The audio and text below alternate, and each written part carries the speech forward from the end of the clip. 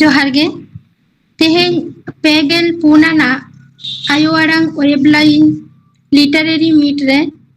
नेवता पेड़ा लेकाते मनी दिकुमनी सोरेन दे कीता गालोच लेकाते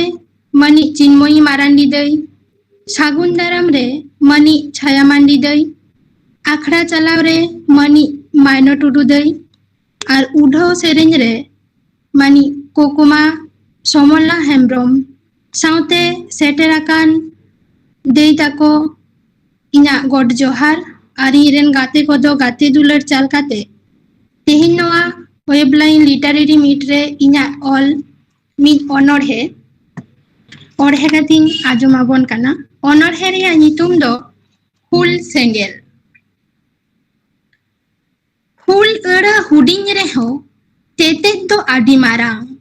हुल आड़ांग आजम लेखान हर मोमायाम ललोआन दिसे हिजो 1855 साहित रेना कथा आषाढ़ चांदो पयोर दाते बुरु सोडो लिंगी आड़गो लेना मायाम गाडा हुल हुल हुल हुलो चमकाव लेना भोगनाडी बीरभूम और मुर्शिदाबाद जिला सुदखोर महाजन इंग्रेज कोआ रोडोय कोचलन सिबड़ होचो कान सान्तार हपन महाजन कोआ धिक धिकौते आतु टोला बागी काते नीर लेना को बीर बुरुते ऑल पढ़ाव बांगते सुद रेना नितुमते ओड़ा भीट खेत पुखरी एड़े लेना को मुरुक दोसाते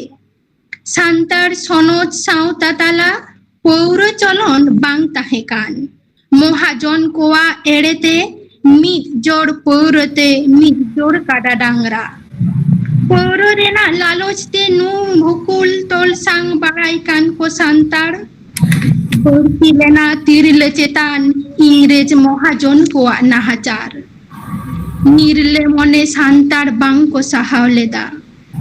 सिदो कान हुहो होते हुल दो जुंडी लेना नित हो ओना हुल सेंगेल जुंडी लेगे मेना आन राजारी रेना एलांगते सान्तार को रापा रंगो कान फुरगल दिसोम रे सिखनत सावतारे बानु आन ठाव अद बुनियद रेहो मेना लातार रेगेदाव जास्ती कान सान्तार चेतान नाहाचार आर हो दोसार हुल सेंगेल सिलगो राकाब कान जोहार गे।